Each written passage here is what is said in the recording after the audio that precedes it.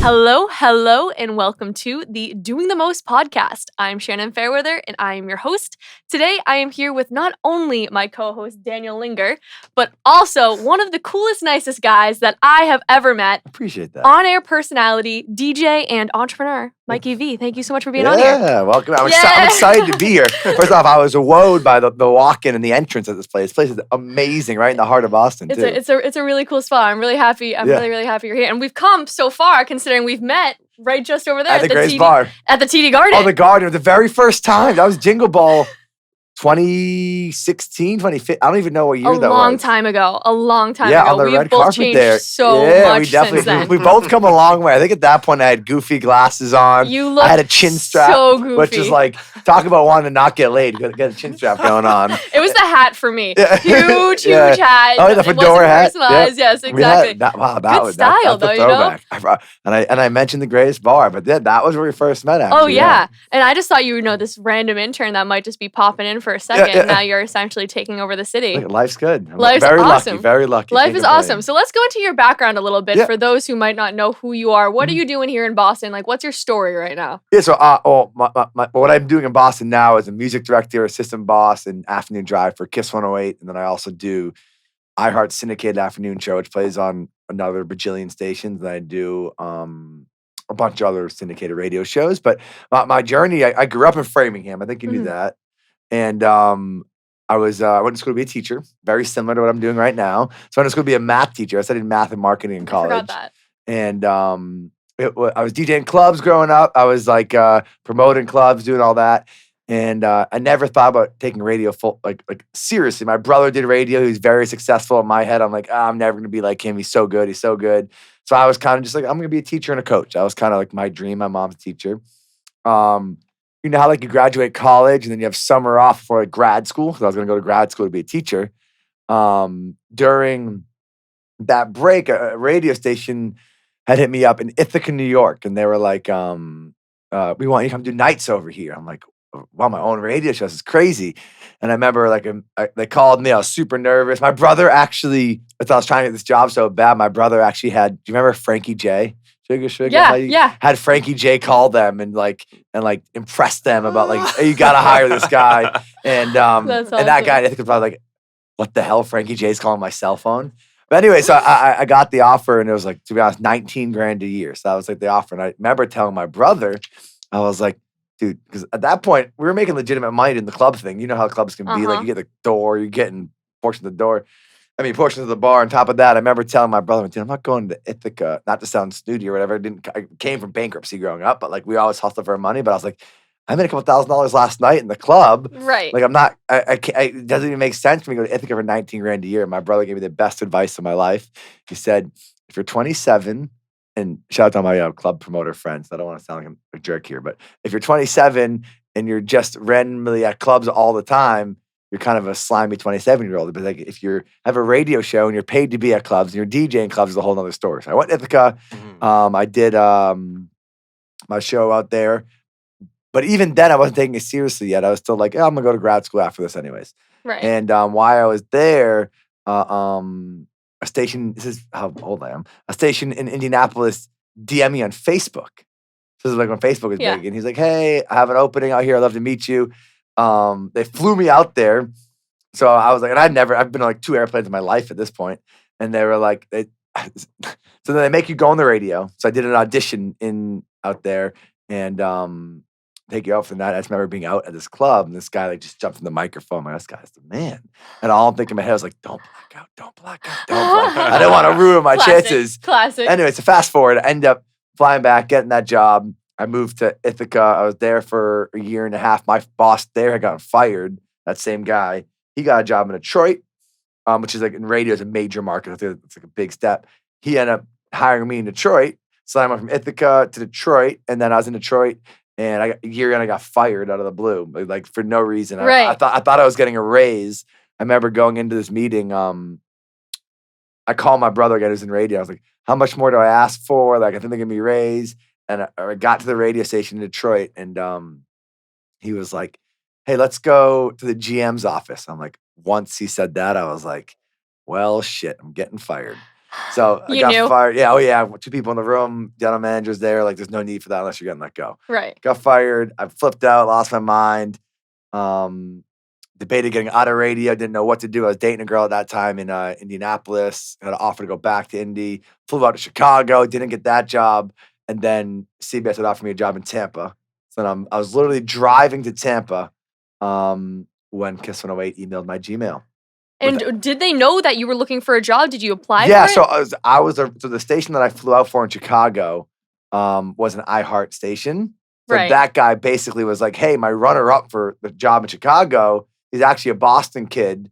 You should hit him up." So that's Yeah. so that guy reached out to my now boss and was like, and so then he reached out to me, and then I was like, well, that sounds awesome. It's my dream Yeah. job. Come back to Boston. He was like, "Oh, here's my card. I want to fly you out and meet you." And then CBS, who I was going to work for in Tampa, they wouldn't let me fly out. They were like, "If you fly out there, we're gonna take away your offer here." And I've had no job for 3 months. I was like, Right. and I was 24. I was young, so I was like, I just want to make sure I had a job. Yeah. So I called back my now boss in Boston, a boss in Boston who I've never met. I was like, "They won't let me fly out." Da da da. He's like, "When are you signing your deal in Tampa?" And I said, "Noon on Monday." He's like, "I'll call you at 11 a.m." Still remember where I was standing. Calling me, offering me the job. I never went into Tampa. And Wow. I accepted that job, turned my car around, my little Honda Element at that point, and started driving to Boston. And all this for someone who didn't want to be in radio. Yeah, it's crazy. Pretty Not that I crazy. didn't want to Right. be in radio. You didn't know. I You never didn't know. thought it would Just kidding. evolve to exactly where it is, you know? Right. No, exactly. So tell the story a little bit because I know this, but what kind of got the attention of the first radio job? Weren't you doing some crazy shit at Stonehill? Oh yeah. I kind of skipped over that. No, yeah, I was, yeah. But so in Stonehill, it's a smaller college. I played football there, but really I just threw parties there. Like, I'll be the guy on the sideline. Like, I know we're getting our butts kicked. I got the speakers set up, the light shows here. Like, we're having a party tonight. So, yeah, I was throwing like this thing called courts parties, little like small house parties. Yeah. But I would DJ those. I would charge every like little dorm like $50, and I would go DJ. Oh my Right. God! And I was working for a wedding DJing company at the time. And so their storage is one town over. So the freshman football players would have to go I'm making them go pick up like lights and fog machines. And then they had to bring them back before this company realized that I was stealing all their speakers and all their light shows. Doing the most, dude. Yeah, I was doing the most. Literally. And then I ended up getting like cool with the campo, but the RAs still didn't like dealing with me. And then I ended up getting kicked off campus. Like, the last thing I written up for was which I should not have done. I actually love Stonehill. I do work with them now, and I'm a big fan. So But cool. back then, young Mikey, I started a F Stonehill chant in our like quad or whatever. So I think I got kicked off campus for that. I remember in my hearing, I'd already had my accepted job in Ithaca, and thought I was a hot shit, and I was a lot different then. I was probably not a lot different. But I was a little more, I don't know if cocky. Immature. Right. Yeah, immature. You were just immature. Yeah. And I remember in my hearing, the lady, I still remember her name, Beth Devonshire. She was like, "What are you gonna do with your life? Like you cannot live like this." And I was like, "Well, actually, I have a job to go to Ithaca." Didn't tell her for 19 grand a year, but to go to Ithaca and do exactly what you're trying to stop me from doing. And then she was like, she had a good rebuttal to that. She said, "Well, what if you started a F Ithaca chant? What would your boss there say?" I'm like, "Well, I'm not going to do that." Yeah, they're not going to treat me this way. Yeah, so really full circle from, starting as someone who wanted to be as a teacher and a coach to therefore just kind of having this genuine interest and kind of natural promoting in a sense, but just having a personality and then going from Ithaca back here to Boston. How's your experience with Kiss 108 been since then? Oh, it's a dream. Yeah. Super grateful, super lucky. My mom's out here. My family's here. Again, something that I never thought would happen. Kiss that had an opening in 18 years, I think, when this opening came up. So definitely, like I couldn't have. Like, it's so crazy because cliche thing is everything happens for a reason. If I never got fired in Detroit, I would never have been able to accept the job in Boston. I've been under a CBS contract with that at that time owned Amp Radio, so like they would never have ever let me. And at that point, my dad was sick, so like to be able to come home during the toughest time of my family's history and like have that job was like unbelievable. From then on, I've worked a lot, but like every moment, like I work crazy, but like I love every second. And I think it all boils down to like I just simply love entertaining, or like, but not only like on a microphone, not only DJing a club, but like I thoroughly enjoy like being able to like say, oh, you have your friends, you're celebrating a birthday, and even if I'm not a DJ, just being able to connect the dots. And like, I just like, and I talk about that. I have a weird high off just like helping others have a good time, but I can do that on the radio, right? By talking about why you're smiling or making somebody laugh because the people in the car are laughing. I can do that by DJing a club, but I also can just do that simply by just like connecting dots and all that stuff. You're totally a people person. Every time I'm with you or you're with a bunch of other people, have that be at a club, an event, or whatever, you just attract everybody. So I think you're in the right profession for sure. And you have, at least last time I saw you at the Greatest Bar, your schedule was just fucking crazy. Going, promoting at the Greatest Bar, then promoting at the next spot, coming back into force to the radio. Even now, I feel like your schedule is really, really crazy. Has it slowed down at all with COVID, since COVID? It did during COVID. And what I realized is I like the fucking craziness. And my girlfriend's probably like, I wish you would slow down. Like, I don't know what to do if it slows down. Like, I again, like for good or bad, like I love running around. I love leaving one thing and going to the next thing. And I kind of thrive off that. I think that like even like as an athlete, like not me, but other athletes, like you almost thrive off reacting and not over, because when you overplan, you're overthinking, and then you're overdoing, then you're nervous. Like I honestly feel like I don't have any time to fucking be nervous anymore. Just like next thing after next thing after next thing. Because you're just go. Yeah, so you're out of your own head. Yeah, but you really are. Like again, it's gotta be something as an athlete. Like, but you are, once you're in your own head, there's nobody who's better at defending you than the person that's in your head, which is yourself. Like, exactly. So it did definitely have it slowed down a little bit, and I'm like somebody like I'll fill that with like all their shit.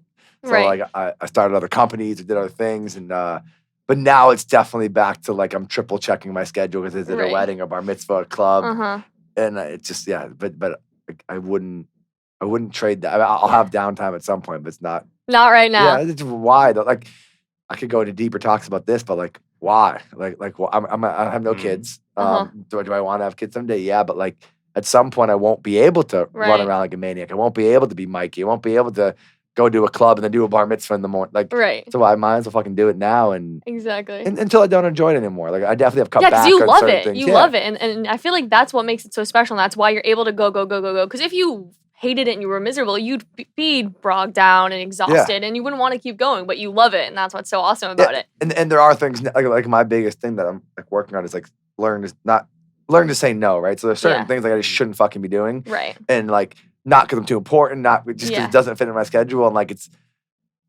Yeah, so like for me, it's just making sure everything I'm doing I actually want to do and prioritizing. Yeah. So you started with Kiss 108. Let's just guess 6 years ago. 8 years ago. Crazy. I'm dating myself, which is wild because that's longer than that's wild. I feel like it's gone by really quickly. But how has your day-to-day kind of changed? Because radio has changed so much since then. How did your job kind of transform over those 8 years? So the whole transformation is my position has changed. That's one thing. So like radio's changed. I'll talk about that too. But like my position, at one point I was what we call an imaging director for Kiss 108 and Jammin' and the night show host. Again, Jammin's owned by iHeart, so it's the same family, I guess you would say. Imaging director means you produce all the audio that you hear on the radio station besides the songs. Right. So like when you hear stuff in between the songs that are like Kiss 108, Boston's #1 hit music station, or you hear like a promo talking about Jingle Ball that's like, you know, the Jonas Brothers and the hook plays, then this, so I would use like Ableton or Pro Tools or probably whatever you're recording on now, and all that audio I would produce. Cool.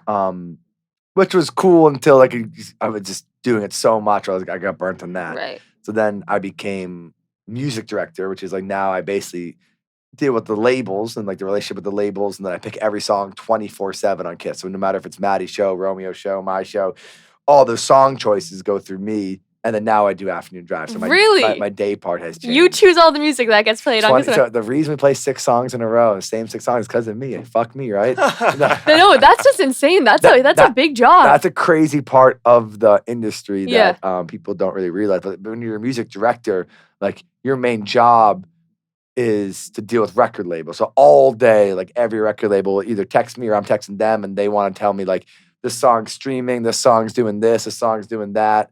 And because they're trying to convince you to play their song more or less. So so every song on no matter show it's picked through me, But then radio has changed as my career has evolved. Radio has obviously evolved, right? Yes. So it is night and day difference, I would say, Yeah. even now than it was 8 years ago. Yeah. I mean, even 8 years ago, social media marketing and all these other forms of marketing is so much different. Like, kind of way that I would sum it up is I was actually talking to 24K Golden, who's like, obviously, he has a song Mood. He has a bunch of good, big songs out.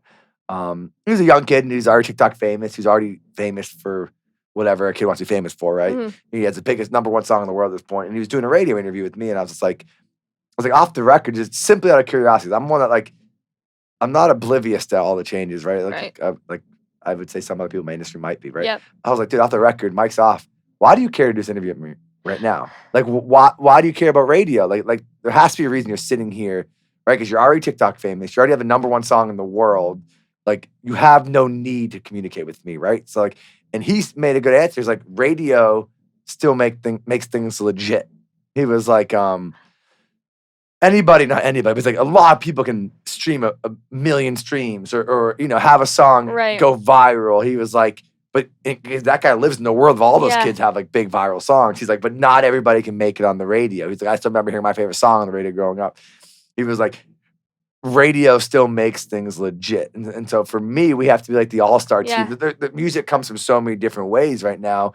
And some athletes might have an amazing career, but they never make it on the radio. Right. Some songs might be hit songs, but they don't make it on the radio. We have to be like the all-star team of it. So my feeling is radio, whether it's an advertiser looking for leads or an artist or whatever it is, radio has the ability to make something feel more legit. Same reason why I get booked at clubs or weddings more than maybe another DJ. It might even be better than me. It's probably better than me, but that clientele, that person feels like it's more legit because I'm from the radio station. Right, I'm not oblivious to that either. That's a great point. I was very curious what he was going to respond to. That's a great answer. Yeah, a great answer. At that point, I think he was 19, 20 years old. So I was like, you have the world by the balls. And, Absolutely. Absolutely. No, that's really cool. And I still love to every now and then when I'm driving around, turn on Kiss 108 or 94.5 because that's how I find new songs. It's easy to know the 4 songs that you love right now from TikTok or Spotify or whatever, but finding new shit, I feel like that's sort of radio's responsibility in a sense. Well, it's so tough because there's so much. I can go in so many different tangents. I don't want to change the conversation. What a rip. No, but like nothing is mass appeal anymore in this world, right? So like, and this is something that I tell my big bosses, and I'm like, it's a very tough time because nothing is mass appeal, right? So like, it's not just music. First off, music is nothing's mass appeal anymore. There's no Michael Jackson, like even Drake and Bieber's. But like, if you break it down to like movies, right? And I'll go every which way with it. But like, at one point, the Titanic was out. Yeah. Everybody saw that, whether you were 8 or you were 88, right? And everybody knew the Titanic. Right now, there's not a movie that I could go into a bar or sit here with us three and be like, this new movie's out. Have we all seen it? Not a fucking chance. But nothing's mass appeal. Again, TV shows. When I grew up, again, this isn't a bad thing, but working in media, you have to observe it and realize it's happening, right? TV shows. When I grew up, maybe I got home every night on Thursday nights and watch some show at Full House at 6 p.m. or whatever. I don't fucking know what show it was. And at that point, everybody at school the next day had watched that or knew the actors or knew what it is. Now we stream everything, which is dope, and it allows a lot more shows to come out. But like the show that you might love and you might think that actor is the hottest guy in the world and he's famous and all this crap. My girlfriend is your same age. She might not even know who that guy is and never seen that show because she has another show that she's streaming. So but what happens is, again, nothing is mass appeal. There's nothing that I can go into CVS and ask 100 people and they all have seen that, right? So, but the world used to be that way. Everybody used to watch the same shows and watch the same movies. So now you take that to music, it is a lot harder to make anything mass appeal because, again, your favorite song might not be my girlfriend's favorite song. Right. And not because either song's are fucking good or bad. It's just simply because there's more. There's so much access to everything, right? Again, back then, the only way to watch something was on TV. The only way to see a movie was in the theaters. The only way to hear a song was on the radio. Right. Again, that's evolved. So I'm not like the radio guy being like, what the fuck? I'm more just like being observant of that. Right. But yeah, nothing's mass appeal. So for a song to become mass appeal, it takes a lot now. I even feel like the culture of like the really common pop songs, like maybe like Bruno Mars-esque, that's almost dying out. Like the streamlined music that like the same songs. Streamline everything. It's dying out, Whenever a new big artist song comes out and we're trying to talk about we're going to play, I'm like, dude, we should fucking play the song because for Dua Lipa or Justin Bieber, these people have hits. It only helps. In my mind, when big artists have hits, it helps us. But yes, that's dying out. Like again, Bruno Mars can drop a song and it can be a flop where like that would never happen before. Right. Because it's almost like people want to find their own things. Like if you were to find a song from an artist that I didn't know and he didn't know, and you'd be like, no, this is my art. Like, and you can actually see it all the way back to Bieber when he was first. Again, the world was different then, but like people found him on YouTube, and then they felt this emotional connection to him. Yes. If you find a song nobody knows right now, that's not on the radio, you instantaneously have an emotional connection to that person. You feel like you're like their day one, and you discovered it or whatever. So in a world that is so ever changing and not streamlined, who do you find is achieving the most success as an artist right now? Like what kind of artist? The ones that get a 360 exposure, right? Yeah. Off the rip, the biggest one right now is Olivia Rodrigo. I mean, she went. Again, she's still not. Would my 88-year-old grandmother know her name? No, but she probably is the only one during COVID that has really cut through to the point where, like, whether you like her or not, you know that name. Right? That name has become a household name. She's probably the biggest one I can think about off the rip. Right.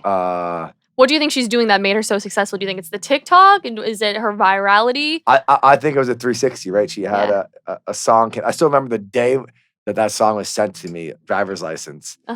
And I was like, how many times have you played that song? Kiss on the Way, far too many. And that's not really our vibe. We don't play slow, whiny songs. No, I mean, obviously it's a little whiny, but, I remember like, oh God, I hope I don't have to fucking start playing the song on the radio. It's just slow. But I think that, again, it comes back to the thing I just said, is like emotional connection, right? Right. So, like, that's a song that people were like, she was already like pretty famous before this, but she wasn't a household name. She was still doing High School Musical, the series.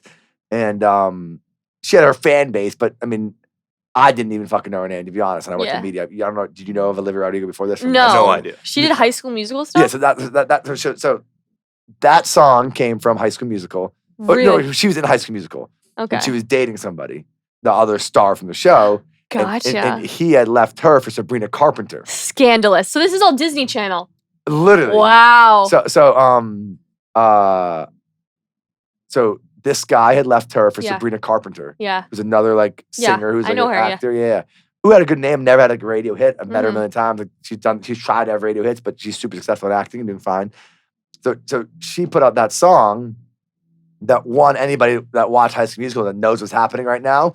Like it's instantaneously their favorite song. But then on top of that, it's a super relatable song. Right. Like to anybody who's like been in high school and gone through a fucking breakup we all have, like that song resonates with females. And they also knew the drama too, so they felt like they were in on the tea and the whole thing. And she was also had a name herself already. Yep. Yeah. So she just crushed it with every angle. She had the drama of it, exactly. And then it also connected to somebody who didn't know the drama. And then again, I'm not that radio gets any of the credit, or needs any of the credit. But like I think then it became massive on the radio now too. So like you as a passive person, like that's not a fan of High School Musical, don't know who she is, but you heard your girlfriend talk about it. You heard some other buddy talk about it. Then you heard it in the radio, and then you heard it in a blog magazine, and then you saw it online. So now you're kind of getting hit every which way, and then the TikTok. So I think it was the fact that interesting. There's a 360. And then again, I still remember when Deja Vu came out, and I was like, another one. But she's a superstar. Yeah. I mean, Lil Nas X is another one. Yeah. Old Town Road. Who do we have in that Old Town Road would evolve to I know. hit after hit to being a legitimate superstar now. Right. Insane. And absolutely insane. And these people start as kind of like just really regular people who are so interesting. But do you think radio will stay around forever for that reason, for the legitimacy that it provides? I think it's our job as I don't want to say anything bad about it to pay my bills. I think there's certain things that I fight against that I think we're doing incorrectly. Right. But I think at the end of the day, why did I get into radio, right? It's to serve your community or to be a part of your community. I think luckily for KISS, other radio stations aside, in other cities, KISS 108 is a brand in Boston. And I think if we can keep being a part of the community and being a part of a charity event, or maybe you see them at a club or a bar mitzvah, or whether it's the Boston Marathon or the Red Sox home opener, or at the Jonas Brothers concert, like being a part of your community will make you forever a part of your community. There are certain things though that really, I think at points we're kind of oblivious to that really hurt, like Apple CarPlay. Like you get in your car and you get a phone call, the second you answer that phone, your radio turns off. Yes. So somebody in my company could be like, oh my God, you lost a listener. No, they fucking answer their phone. Right. Like, what do you want me to do? Exactly. Like, it's not because I said anything wrong or played a bad song. It's that's how the world is. I get in my car and my car immediately connects to Spotify immediately. Because you're... Because I have Apple CarPlay. When you plug your phone in. Yeah. Yep. Yeah, and again... just the Wi-Fi. Just the Wi-Fi. I don't even plug it in. Just CarPlay. Yeah, CarPlay. Yeah. Oh, because you have wireless CarPlay. Yeah. Yes. Yeah. And Immediately. And that's like... I fight that battle every day. I will sit in meetings and say to dumb it down, but things like, dude, we're not like this listener didn't go to another radio station where we're competing with their phone. Exactly. And to really, and so again, how do I compete with the phone, right? So like, how do I compete with your Spotify? And I can show you a 15-page email I wrote about this, but I won't read that to you. But no, but realistically, how does radio differ from Spotify? I can tell you what's going on in Boston. I can talk about the Red Sox game. I can tell you why Olivia Rodrigo put a song out. So it's really it's the ability to put out content outside of just the songs. It's really the head of the line of the email is why would Kelsey listen to the radio? Kelsey being my girlfriend. I was like, she can get any song she wants commercial free in her phone. So like we need to give her a reason to fight that. And I think it's just being able to be connected to the community and the personality, putting out content that you care about. Like if I'm talking about something like today, I talked about on TikTok, Slap a Teacher Challenge is big, and it actually happened this week and today in Braintree, and that kid's in big trouble and getting arrested. But like, you wouldn't hear about that on Spotify. Actually, I didn't even know that was happening. See, exactly, because you listen to Kiss Away. I don't drive that much. No, but I think that is a huge thing where like that differentiates us because like you can listen to Spotify, you're kind of escaping the world, which is still people want to do that. You want to go to work out, you want to drive, you want to deal with bullshit. Like you can throw Spotify on, you can hear favorite songs. But if you want to be a part of the world or join the world or hear about what you missed out on during a busy day, then you can come to the radio station. They can play your songs and they can also and people obviously fall in love with the personality that you are as well. So it's almost like listening to your podcast while also listening to some music as well. I mean, I used to have a sign that said 98% of people do business with somebody or something they have emotional connection to. Same with the radio. People will like put on the radio because they feel like they know the person, whether it's me or another, like anybody, like not talking about myself, but like if they feel like they know that personality, that they are more likely 100% to put that radio station on so they can turn around and tell the person in the back, say, hey, oh my God, I know Mikey, or whatever it is. And that's why I'm so not diligent, but like that's why I try and be fucking everywhere, because the more people I can shake a hands with, buy a shot for, hang out with, the more people, then it's like grassroots marketing. And we all know marketing, like that person's now telling their friend or going to high school football games or like doing all the, like even like I used to do a bit called like the Hometown Countdown probably 4 years ago, but I used to do nights and basically every night I'd have a different town take over. So I'd be like, all right, Canton, it's your time. Call me right now. I'm putting you on the radio. Introduce us on the countdown. The people from Canton will call in and put them on the radio. Doing a wedding last weekend and a girl's like, okay, I've told everybody at the wedding about this. I gotta come tell you. I know this is so embarrassing, so weird, but one time you were asking for Canton to take over this countdown. I called in and you put me on the but that girl has told that story 200 times. Now, 200 times might not be a lot compared to the million listeners that we get, but like that's what separates radio from Spotify. Nobody can ever come to me at a wedding and say, "Oh my God, I heard the song you play on Spotify." Exactly. Do you ever see those two forces combining in any way, Spotify and radio? Or again, it's a great next question, right? So then the iHeart or company answer to that would be, that's why we have iHeart Radio, the app. So iHeart is our own app, which realistically, iHeart's the app itself is damn near same exact thing as Spotify, plus podcasts and plus radio. I'd have to dive more in myself, to realize. Again, I get not brainwashed, but like. I don't want to say that's gonna screw me over, but like why isn't that your go-to, right? So like it clearly is not, and it's nobody else's. I don't think it's anybody's go-to, but it behooves us to make that the go-to over Spotify. Right. That would be the answer to that. Would be because on the iHeart app you could go type in Drake and the whole album plays, or it creates a playlist for you, or like you can type in Halloween and give you a Halloween playlist. So like really, the iHeart app has every feature that Spotify would have. Plus local radio stations, plus it's the #1 housing app for podcasts, actually. But that's a whole other story. But that would be the answer to that. Like, cool. The best way would be for iHeart to continue to expand. Yeah, I feel like people are just it's hard to get people to move from one app to the other. 100%. Yeah, I mean, look at what happened with Joe Rogan, right? I can read that article. Crushing it on you. Yeah, you probably know all about it. Crushing it on YouTube. Now all of a sudden, Spotify exclusive, right?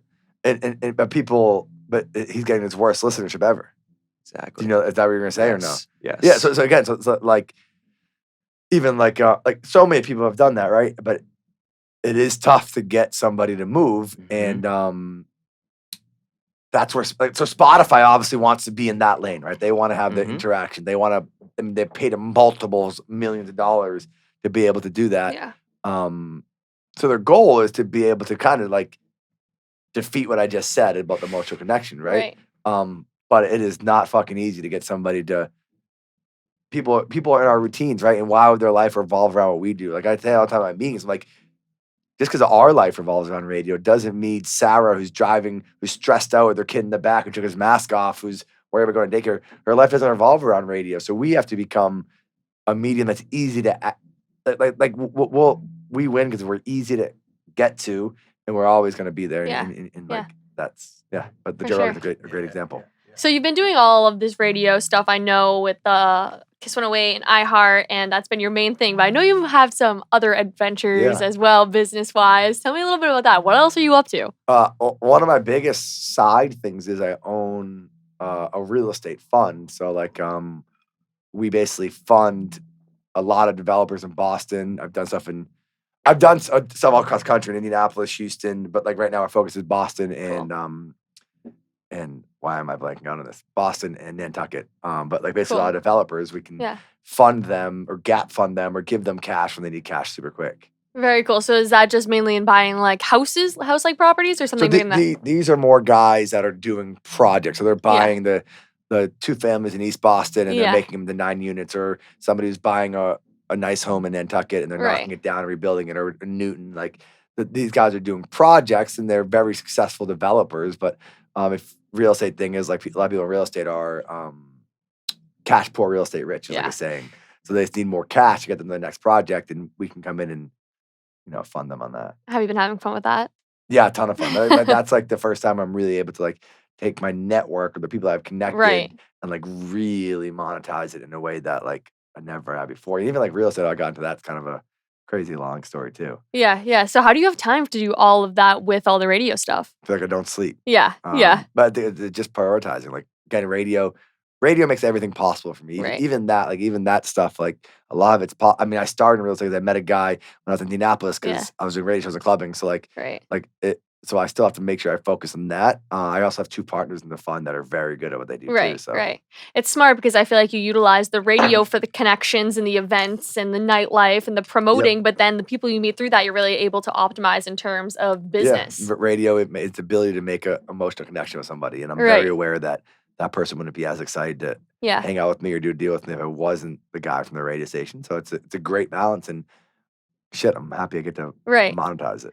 Where do you think you see yourself in 5 years in terms of everything from radio to business? What do you think you'll be? What will be your main focus? My dream setup in radio would be to be able to focus on what I love, which is creating content, doing my shows, and entertaining and making somebody's day better, making somebody else smile. So I have a lot of other responsibilities at Kiss Away, which I'm very grateful for, and I love doing that. And even like parting with some of them, I'd be like, fuck, I don't want to give up. I love doing that. But I think giving some managerial responsibilities up at the radio station at some point and focusing on what I do love would, one, give me more time to be better at the radio stuff I'm doing on air and the content. And then it would also give me a little more time to build the real estate fund, which really, realistically, is probably like what will take me 40 years on. Like, Ideally, are you still in Boston? Yeah, I have no desire to go anywhere. I would definitely buy like a vacation home somewhere. Oh, of course. We're on the same wave with that. So you talk about meeting a lot of people, but you've also met a lot of super cool like big celebrities. It seems like anytime someone's big is in town or Kiss has a connect with, have it be someone like Lizzo or anyone from the Jingle Ball, you're kind of their guy. So how cool is it to kind of be the face of Kiss 108 with these celebrities? It's definitely super cool. I mean, but still to this day, my favorite part is meeting them before they're like big. Because like a lot of artists come through, especially before COVID, and like they're like doing well, and I'm sure they're super successful, but like they're not like Justin Bieber yet, right? So like catching them at that moment and then seeing them evolve, it's just super dope. I mean, at the end of the day, like you're excited for them. Like there's a lot of artists that I've met before they were like huge, and now they're fucking huge, and that's like dope. And that's cool to watch. Do you remember when Justin Bieber was at the Jingle Ball with the cast? I think that was, what year is that? That was before Were you not there yet? I was at that Jingle Ball. I was so in love with that kid, and he was just so young and pure. I met him when he was 16 or 15 in Indianapolis. So you must have met a lot of kids like that. So do you have any funny or crazy stories with any celebrities? Have you partied with any? Yeah, a lot of them. I can tell a lot of stories I can't tell. Yeah. Off. But one of the coolest ones that I really like they have grown, and I've kind of watched them, but was like Chainsmokers. Yeah. Like Chainsmokers had DJ'd, it's now called La Fabrica, but back then it was Naga, like a super small venue in Cambridge. And I was like cool with them from that, and we did a little DJing together then. But Selfie wasn't even out yet. And then literally the next day, my boss in LA was like, hey, Selfie's coming out. The song's super buzzworthy. Like, play it tonight at 9 p.m. And everybody had to play it. And I was like, well, I have Alex with Chainsmokers' phone number. Let me just call him. Like, yo, I'm about to play your song. Like, would you want to want to come on the radio with me? And he was on the T in Boston, headed to New York, so in the train. And he called in. I put him on the radio. So for him, like, I was the first guy to ever play a song. Really, it wasn't my doing. But so ever since then, me and them have been like super close to the point where, awesome. Like, I mean, just the other day, I could show you a text message of I saw his aunt, and we sent a selfie over to Alex, and he was like dying laughing about it. Like, but those guys are the biggest DJs in the world, right? Right. And, but to be able to see them go from playing Naga to playing the biggest shows ever, I mean, there's so many shows, artists like that like it's just cool to do that with them. Yeah. And you've been doing live performing DJing as well. Have you been enjoying that too? Yes, and I actually just booked my first gig next door at Big Night Live. Oh, let's go. When? Yeah, DJing there with Snoop on the 24th, October 24th. That's gonna be dope. Yeah, so that's October 24th? Yeah, Snoop Dogg. Are we around? Mm-hmm. If not, I'm crashing here without you guys. Might be in Nashville. We might be in Nashville, but if we're around, I'm so there. I mean, you can literally Is that a Friday or a Saturday? It's a Sunday, I think. Actually. Oh, it's a Sunday? I just confirmed that today, but Big Night Live never. Yo, we could. I think we fly back on a Sunday. We could fly back and come to the show. There we go. With Snoop and Snoop Dogg. Yeah. Let's get Snoop in this apartment. That'd be amazing. Smoke the fattest shit. Last time I DJ'd for him was at Shrine. And I still remember, like, he was smoking his biggest blunt next to me ever. And, like, to the point where I couldn't see my laptop. I was like, I don't know what fucking song I'm playing next, but this is awesome. And, like, even for me, like, Snoop Dogg's, like, a legend. So, like, congrats. That's so exciting. Do you love the live performing? Yeah, I love it. It's so cool. I had so much fun. I love it. Everything from the clubs to DJing a wedding to, like, all of it. Like, even, like, doing somebody's wedding and making their big day, like, dope. Because even at the wedding, they don't expect you, like, actually, like, DJ. And then you start, like, really DJing. They're like, oh, shit, it's sick. And that's cool. Especially, like, the weddings I do now, like, a lot of them are like 27, 28, 29, 30. Like, they go to, like, these clubs, like, for them, like, hear that. Like, I do all the Septembers and the Love Shacks, all that shit. Like, during, like, but once, like, the last hour comes, I, like, really, like, turn it up. That's so cool. That's awesome. Dope is awesome, yeah. Are you friends with Snoop? No, but I wish I was. I mean, he talked to me a couple times when I DJ'd for him. That's about it. That's awesome. Maybe you'll make those connects. I love that venue. That's really cool. We can walk there. Yeah. So I know. Okay, so now we have real estate. You have the fund, and then you also have the radio. Of course, you're also doing the live DJing, but you also have a podcast with your brother.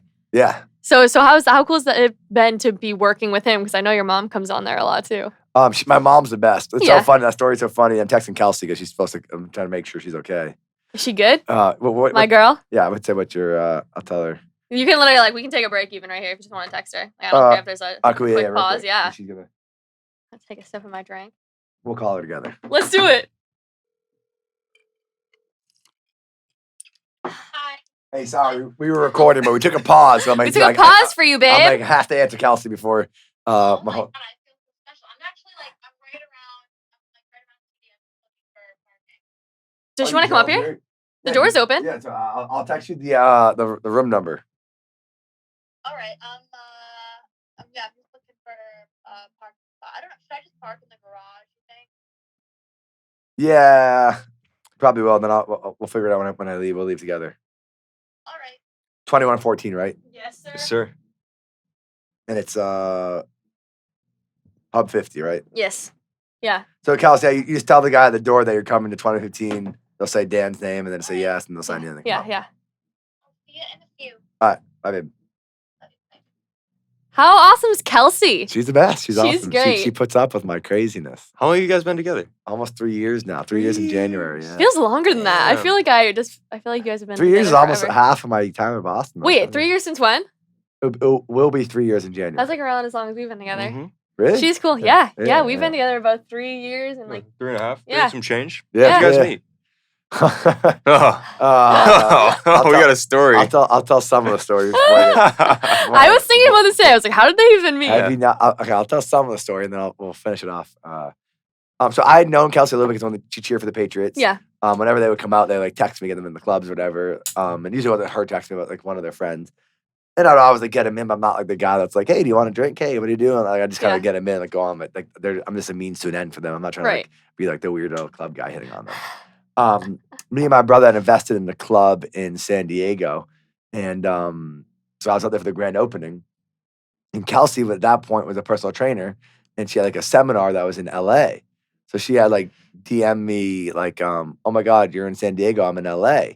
And I was like at dinner at that point, like celebrating, and I was like, oh my God, like typical douche. I was like, come to San Diego, I'll take care of anything. It's all on me. Like, You run San Diego too. Yeah, my brother does a radio show out there. And Kelsey had met a couple of my San Diego friends last time she had gone out to Boston with us. So she had booked a train to come to San Diego. That night I'd go out, get hammered, don't wake up till like 2 in the afternoon the next day. And I wake up and she's in San Diego. She had luckily hit up my San Diego friend that she'd known too. And she was at a bar drinking with them. I remember waking up like, Frankie, my brother. I was like, I gotta go. This girl's in San Diego. Like, I gotta go meet up with them. So we meet up.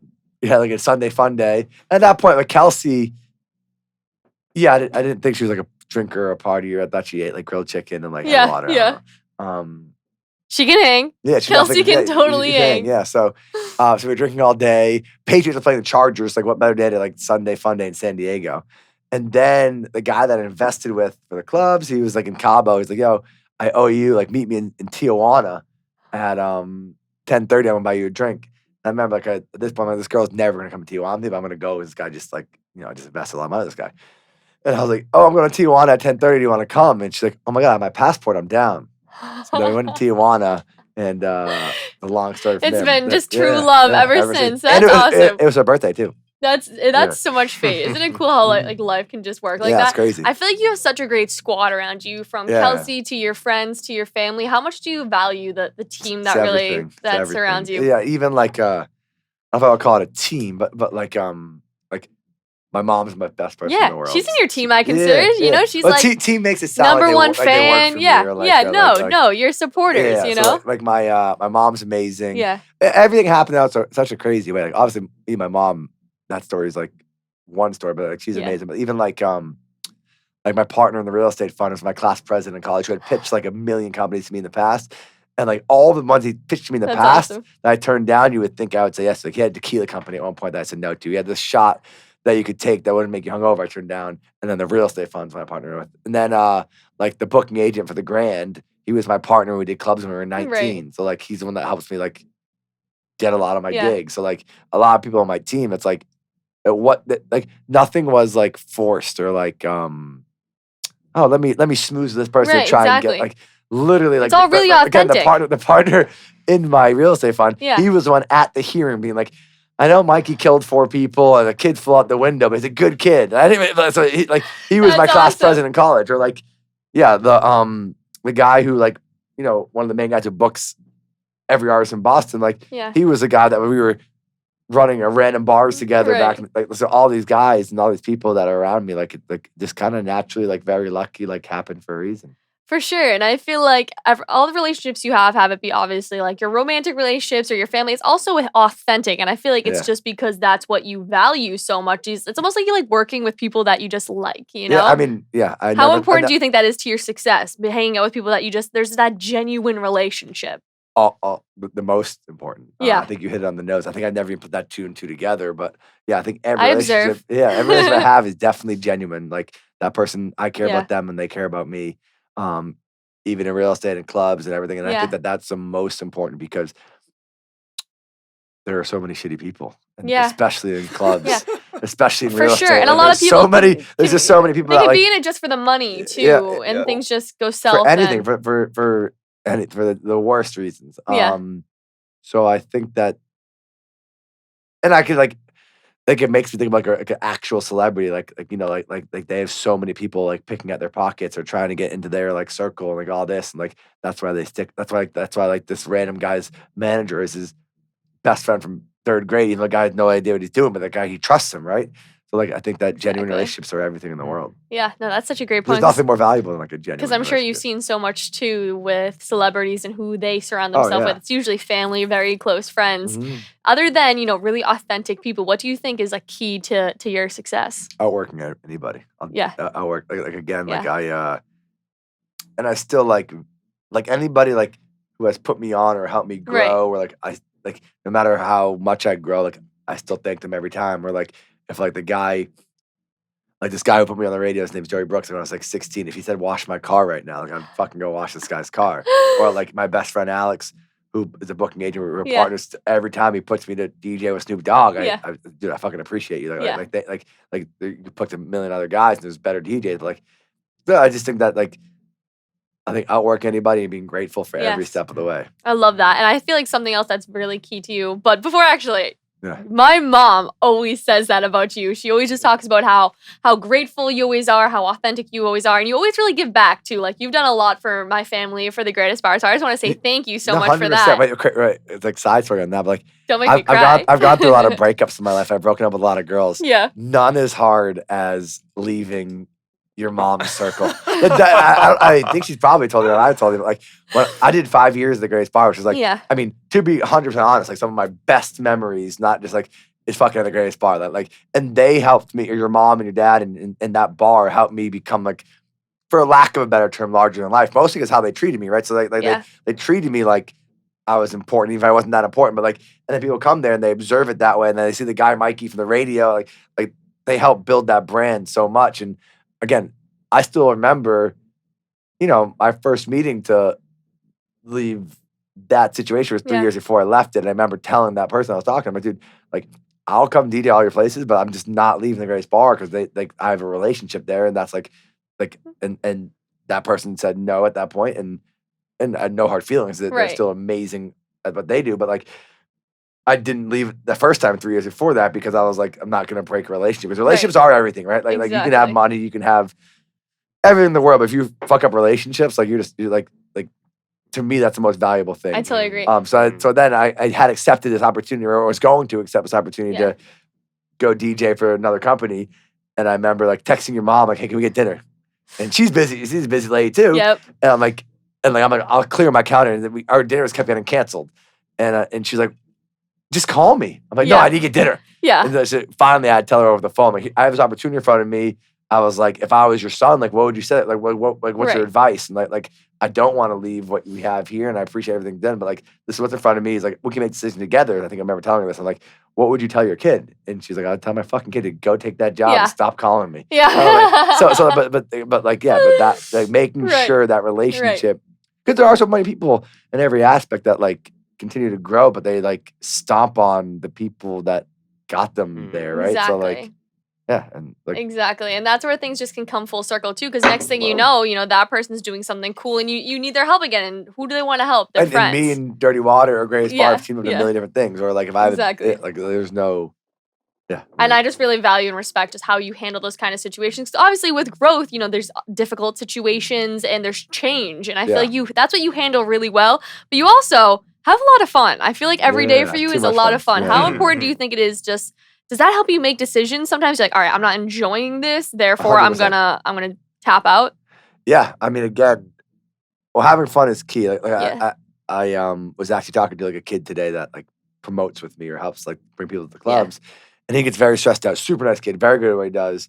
But again, even in that world, like the people above you are like kind of like hammering you, like, we need this, we need that, we need more. And like my point to him was like, dude, you're fucking promoting a club, right? So like have fun. Like, we're not curing cancer. Like it's true though. Like when people are stressing you out, like nobody died. Like if I was a surgeon, like my days, that's real stress. So like being able to evaluate like what real stress is can open your ability to have fun. And especially in those worlds, like if you're not having fun, why would anybody else that you brought have fun? Right. So I think that like having fun is key. And once you realize that you stop having fun doing it, right? Then it's no longer time to do it. Absolutely. My mom probably was like, well, can you stop having fun going to the clubs? Because I want you to stop doing it. But no, I That's still, such a gem right there. no, it's true, but I still like, again, I enjoy DJing because I can see the reaction of somebody, but I also enjoy just like being like, yeah, I got you. Like you're gonna come to the club, I'm gonna make sure you're in free, whatever it is. Like, but I enjoy doing that. Yeah. And, yeah. What I stopped it. There's gonna be a point that I have a child or I have this Exactly. or that responsibility that I can't do anymore. I don't know. I think my dad might say Yeah. otherwise. Yeah. You'll Your see dad's- him out and about at 3 a.m. Your dad has outlasted everybody. So I props know, to it's him. absurd. He's in Vegas right now. That sounds par for the course. For like of your father. for a week straight. But I applaud him for that. I know, He's yeah. such a legend. He Yeah. just lives how he wants to, and I don't know. He's having a really good time hanging out with his friends, Yeah. doing things he loves. I bet he ends up living like very, very long because of it. Yeah, Dan has- talking about having fun. Nobody has more fun than your dad. I know. Yeah. It's dangerous. Yeah. It's really, really dangerous. But I just really appreciate, one, obviously, like you even just making the time to come on here. I just wanted you to say thank you so much for coming on here. But just one last question before Yeah. we wrap up. I ask everyone this, so don't get too spooked. But what do you think your purpose is? To make others smile, I love that. to make others' love life a little that. easier. It is crazy how like stressful life is. Like, Yeah. like Or it can be, yeah. it really can be, and we're so oblivious to it. Like again, when I grew up in bankruptcy. I grew up without Yeah. any money, like nothing. Like, but I always had love. So I was super fortunate. My mom and my dad loved me, right? Yeah. I've been watching a Netflix show again. Back to what I was saying earlier, where nothing's fucking mass appeal. You probably never heard of it. It's called Maid, but it's about a mom who's single who like has a child. Obviously, she's mom. Dumb comment. But like she's trying to balance a job and have a kid, and like Yeah. really she's at her wit's end. Like life's fucking hard. Like that's when life's hard. Like you can't even go to work because your kid's sick. Then you can't pay your rent. Like what's my purpose? Make somebody smile, and I should do better at giving back to the community Yeah. or doing more charity Right. events. Like we're so caught up in trying to get to the next level of it's your career, your financial stability, or whatever it is, that we forget that there's somebody else that would be like, that's like their dream. Like that Absolutely. mom would just, her dream is not even to fucking be in her mom's dreams to be able to pay her Right. bills and not stress out and be able to go to dinner with a friend and not, like, so like, if you should always be eager and want to chase the next step, or like, but you should also always at that same moment appreciate Right. what you have. Exactly. Like, don't exactly. become lazy, but It's like that middle point, obviously we want more, we want to grow because as human beings we want to adapt and change and attain more and become the best version of ourselves. Yeah. But it's also important to remember where we've come from and recognize that there's still people who would love to have the moment that we're having, the life that we're having. So I love your like perspective on even that. think about like if I grab 16-year-old Shannon and said, hey, you're gonna Yeah. live on top of the garden, you're gonna have a podcast, successful company, you're gonna afford your bills, and you're not gonna be calling your dad for money because he's in Vegas. I know. Like you'd be like, this is fucking dope. Exactly. Like, this I'm is- talking to like, Mikey like, V too. Right now, you're living your dream. Like we're all living our Yeah. dream at some aspect, right? So Absolutely. again, don't be lazy to not work harder, but also like when we do, I get stressed out. Like we all get stressed out, right? And like Yeah. it's like at that moment you have to step back and be like, this fucking stress I Right. have is like a dream. Like this is still like Yes. when I get stressed out because a boss in another city is yelling at me that I didn't read a commercial because an endorsement I fucking paid for, and I'm like really frustrated. Like I'm like, okay, my dream was to get on the radio. Did that. Yeah. Now I'm in multiple cities. I have a guy yelling at me that I didn't read a commercial. Like That's part of the dream. that's part of the dream. It's part of the dream. It's really part of the dream. So I love your perspective on that. I love just the way you live life, and I feel like that's why more success just continues to come to you. So I just want to say thank you so much for Yeah. coming from Thank the you for bottom of my having heart. me. It means Yeah. so much to have you here. I'm excited to see all the cool shit we're gonna do together because I Yeah. have a feeling we're gonna stay connected. Yeah. Any final words for the listeners? I'm gonna get a great view of this amazing view at your podcast studios. We can post on Instagram soon. That's about it. Love it. Absolutely fantastic. Thank you so much for coming on. Yes.